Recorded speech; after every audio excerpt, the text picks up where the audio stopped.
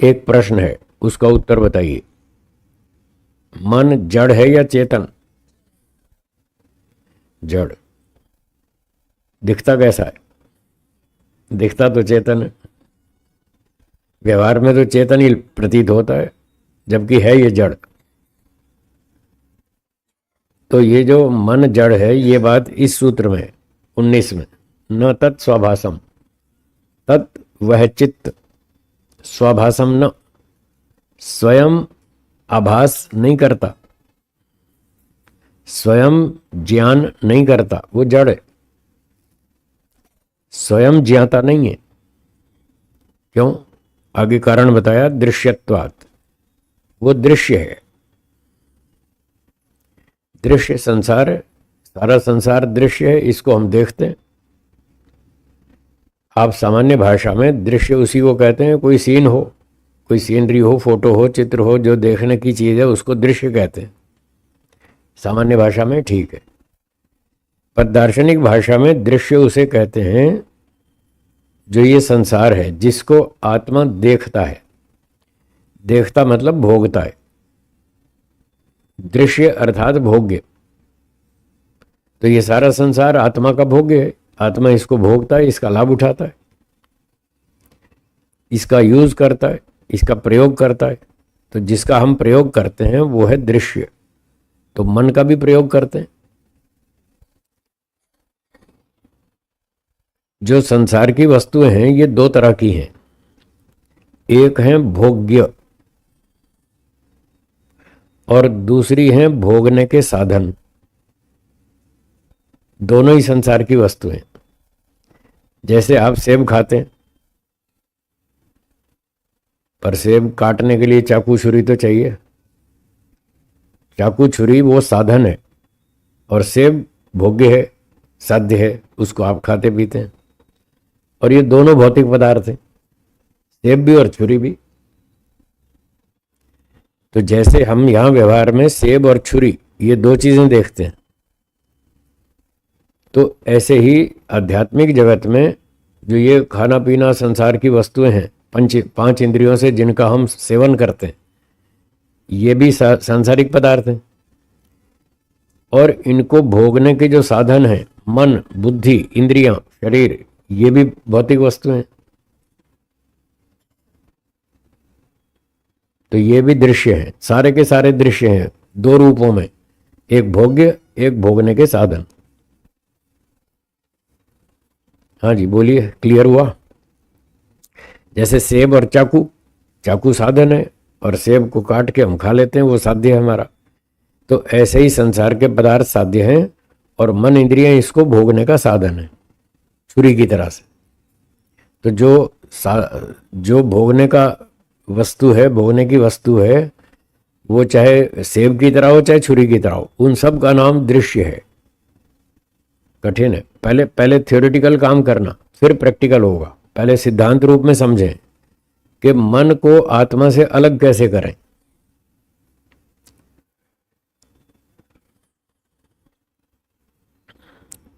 आप देखते हैं, संसार को देखते हैं, दुकान मकान सब चीज देखते हैं, किस साधन से देखते हैं? आंख से। आंख देखती है या आप देखते हैं? कौन देखता है?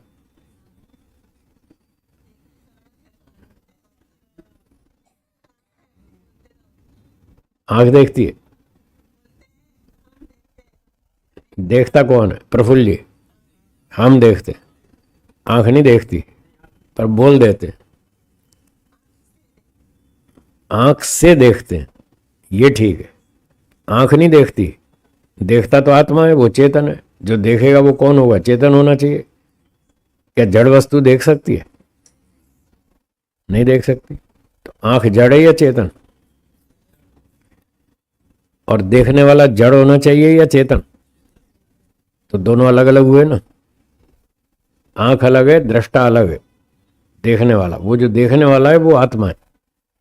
आत्मा और आंख दो अलग अलग समझ में आए? क्यों जी? आ गए ना समझ में? देखने वाला चेतन होता है, जानने वाला, देखने वाला, समझने वाला, वो जो है ज्ञान प्राप्ति करने वाला ज्ञाता, वो चेतन होता है। वो जड़ वस्तु में ज्ञान नहीं है। जड़ वस्तु कुछ नहीं जानती। आपके फ़ोन में 2500 नंबर रखे हुए, कॉन्टैक्ट नंबर, फ़ोन नंबर 2-2500 रखे हुए। क्या फ़ोन को पता है किस किस का नंबर है? फ़ोन को कुछ नहीं पता। 2500 नंबर आपके फ़ोन बुक में हैं, पर फ़ोन को कुछ नहीं मालूम किस किस का नंबर है। जब आप फ़ोन से उस व्यक्ति से बात करते हैं, क्या फ़ोन को पता चलता है आप क्या बात कर रहे हैं? कुछ पता नहीं चलता। वो मशीन है, जड़ पदार्थ है, उसको कुछ नहीं मालूम। तो जड़ वस्तु को कुछ नहीं मालूम, मालूम किसे है? चेतन को। तो आत्मा जड़ है या चेतन? तो आत्मा को पता चलता है मैं क्या देख रहा हूं, ये हरा रंग है, ये पीला रंग है, ये नीला रंग है, ये केसरी है, ये कुर्सी है, ये टेबल है। ये सारी जानकारी किसको हो रही है? आत्मा को। आंख जड़ है या चेतन? तो क्या आंख को पता चलता है मैं पीला रंग देख रहा हूं या लाल रंग देख रही हूं? आंख को कुछ नहीं पता चलता। आंख जड़ है, वो देखने का साधन है। ठीक है, देखने वाला अलग है, साधन अलग है। जैसे सेब को काटने वाला अलग है और चाकू अलग है। आप उंगली से नहीं काटते, चाकू से काटते हैं, तो चाकू अलग है और आप अलग है काटने वाला। ठीक है ना? तो ये दो बात पकड़ में आई। काटने वाला अलग है, काटने का साधन अलग है। जो काटने वाला है वो चेतन है, और जो काटने का साधन है चाकू छुरी, वो जड़ है। तो दो अलग अलग हो गए। अब देखने वाला अलग है चेतन, और देखने का साधन आंख, वो उससे अलग है। जब आंख कमजोर हो जाती है तो एक चश्मा और लगाना पड़ता है। तो चश्मा भी साधन है। मैं जो चश्मे से देखता हूं, तो क्या चश्मे को पता चलता है मैं क्या देख रहा हूं? चश्मे को कुछ नहीं पता, वो तो जड़ है। तो मैं अलग हूं, आंख अलग है, चश्मा अलग है, ये सारी अलग अलग चीजें, ये सारे साधन है। प्रकृति के पदार्थ जितने भी हैं ये सारे साधन है। जैसे अभी बताया चाकू साधन है, तो ऐसे ही आंख भी साधन है। वो देखने का काम करता है, साधन, सुनने का नहीं। आंख से आप सुन नहीं सकते, तो सुनने के लिए दूसरा साधन है। ईश्वर ने और साधन दिया, कान, इससे सुनो। सूंघने के लिए एक अलग साधन दिया, नाक, उससे सूंघो। तो 5 इंद्रियां हैं, ये पांचों अपना एक एक काम करती हैं। आंख से रूप का ग्रहण होता है, कान से शब्द का, नासिका से गंध का, त्वचा से स्पर्श का, और रसना से रस का। तो 5 साधन, 5 विषय। एक एक साधन से आत्मा एक एक विषय का ग्रहण करता है, ज्ञान प्राप्त करता है। ठीक है, यहां तक समझ में आ गया? आंख और कान एक वस्तु है या दो? दो अलग अलग। देखने के लिए आंख है, सुनने के लिए कान है, सूंघने के लिए नाक है। तो इसी तरह से क्या हम विचार भी करते हैं? चिंतन, विचार, स्मरण, कुछ ऐसी क्रियाएं करते हैं? कौन करता है? आत्मा या कोई जड़ पदार्थ? आत्मा करेगा, चेतन करेगा ना। वो विचार करेगा, चिंतन करेगा, प्लानिंग करेगा, योजना बनाएगा, भविष्य की, भूतकाल की बातें याद करेगा। ये सारा ज्ञान, विज्ञान, विचार कौन करेगा? चेतन, आत्मा। तो जैसे देखने के लिए आंख साधन चाहिए आत्मा को, देखता कौन है? आत्मा। देखता कौन है? वो चेतन है, वो देखता है। तो देखने वाले चेतन आत्मा को देखने के लिए एक साधन चाहिए, आंख। क्या आंख के बिना देख सकता है? नहीं देख सकता। देखता आत्मा ही है, पर आंख ऐसा साधन है जिसकी सहायता से वो देखता है। आंख के बिना देख नहीं पाएगा, कान के बिना सुन नहीं पाएगा। तो जो आत्मा विचार करता है उसका भी तो कोई साधन होना चाहिए। बिना साधन के वो विचार कैसे करेगा? स्मृति कैसे उठाएगा? चिंतन कैसे करेगा? योजना कैसे बनाएगा? कोई साधन चाहिए। यदि बिना साधन के स्वयं ही वो विचार कर लेता, तो फिर बिना साधन के देख भी सकता था वो। पर बिना साधन के देख नहीं पा रहा, बिना साधन के सुन नहीं पा रहा, तो बिना साधन के विचार भी नहीं कर सकता। इसलिए विचार करने के लिए अलग साधन चाहिए। देखने के लिए अलग आंख, सुनने के लिए अलग साधन कान, सूंघने के लिए अलग साधन नाक, छूने के लिए अलग साधन त्वचा, चखने के लिए अलग साधन रसना, और विचार योजना करने के लिए अलग साधन वो मन है। तो जैसे आत्मा और आंख में अंतर है, दो अलग चीजें, ऐसे आत्मा और मन में अंतर है, दो अलग अलग चीजें। आत्मा विचारने वाला है, मन विचार करने का साधन है। अब बोलिए थियोरेटिकली दो चीज अलग हुई या नहीं हुई? आत्मा और मन अलग अलग हैं, बोलिए। इतनी तो हो गई ना। अब इसको 10,000 बार दोहराओ। कितनी बार? 10,000 बार इस बात को दोहराइए, आपको यहां क्लियर हो जाएगा, समझ में आएगा कि हाँ आत्मा अलग है, मन अलग है। फिर अलग अलग प्रैक्टिकल साफ हो जाएगा। अभी तो ये थियोरेटिकल है, इसको 10,000 बार दोहराना है। हमने 20 साल जंगल में बैठ के यही तो किया, हाँ, और धंधा व्यापार नहीं किया, यही काम किया कि आत्मा और मन एक है या अलग अलग, यही बातें सोची और क्या किया। आप जितने सवाल पूछते हैं मैं उनके उत्तर देता हूं या नहीं? उत्तर देने में कोई देर लगाता हूं? ये तत्काल उत्तर देता हूं।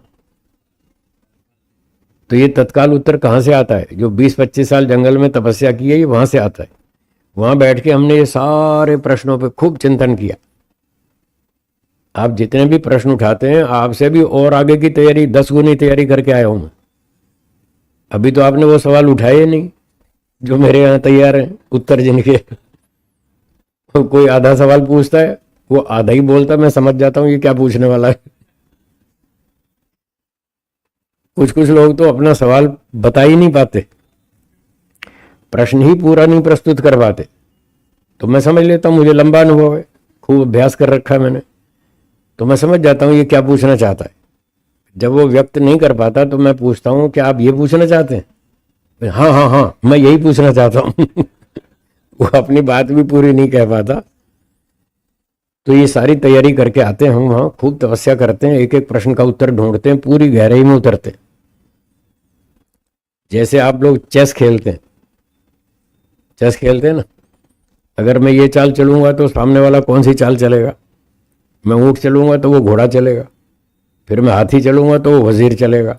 ऐसे जैसे आप तैयारी करते हैं ना मन में कि मैं ये चाल चलूंगा तो वो क्या चलेगा? वो ये चलेगा, फिर मैं ये चलूंगा तो वो ये चलेगा। तो चेस के खिलाड़ी बताते हैं टोटल 17 चालें होती हैं।